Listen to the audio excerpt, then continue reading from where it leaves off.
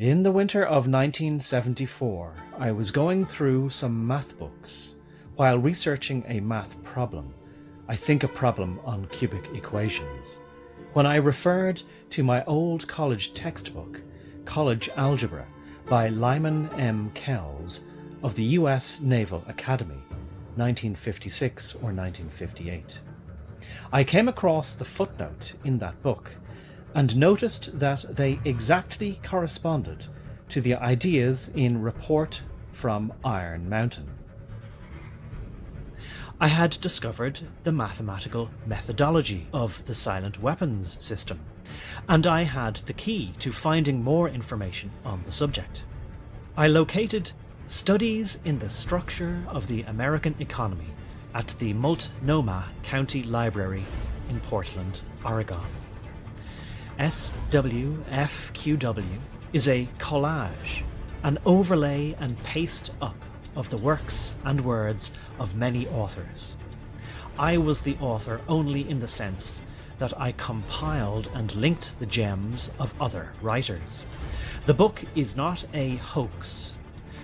Vasily W. Leontiev proved the content of SWFQW by his article in the September 1980 issue of Scientific American, entitled The World Economy in the Year 2000.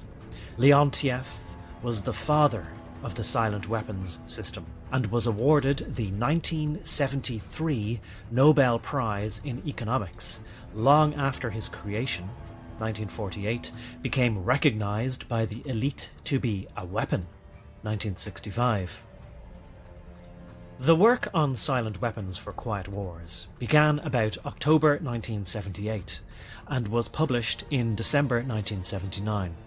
Initially, about 65 copies of the book were sent out to various people and organizations. I do not know what happened to most of the copies, but I can fairly well account for one of them, which was given out by hand in early 1980. It was given to a military person who was late for duty, or was going to be late, at McChord Air Force Base in the state of Washington. He was hitchhiking through Vancouver on I-5 in uniform. Even though I was travelling in my own locality, I drove him to McChord, a 2-hour trip each way. On the way, I told him about the book, Silent Weapons for Quiet Wars, and when he stepped out of the car to go onto the base, I handed him a copy.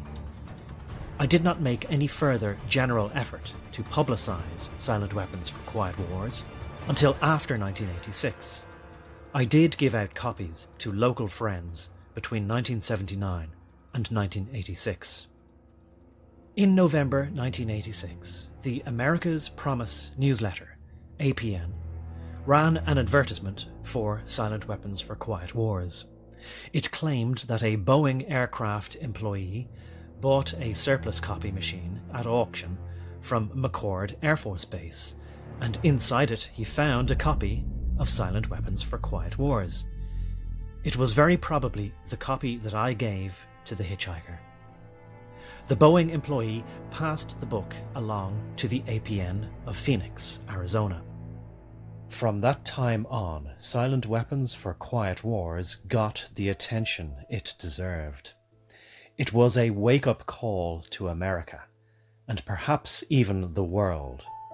If we can believe Leontief's Scientific American September 1980 article, The World Economy in the Year 2000, wherein he says that by the year 1973, the year he received the Nobel Prize in Economics, 60 nations were already using his system to analyse their economies.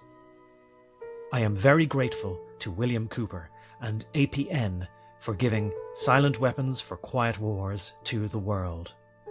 Hartford Van Dyke, December 17th, 2003.